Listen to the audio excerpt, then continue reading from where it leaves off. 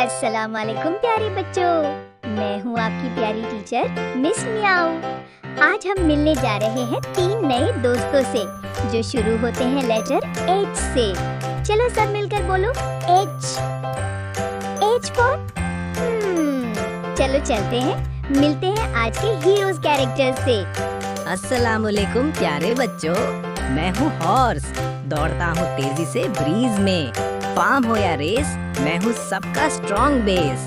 Tell लंबी speed ज्यादा, हूँ नेचर का एथलीट।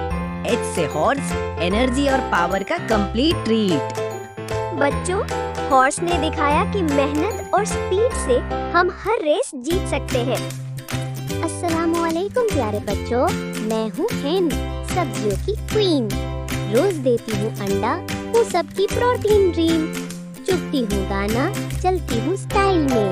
एक से हेन, हूँ बिजी हर फाइल में। वाह बच्चों, हेन ने तो बता दिया कि छोटी सी लाइफ भी कितनी हेल्पफुल हो सकती है। अस्सलाम वालेकुम प्यारे बच्चों। हेलो हेलो, मैं हूँ हैट, फैशन का स्मार्ट आइडिया।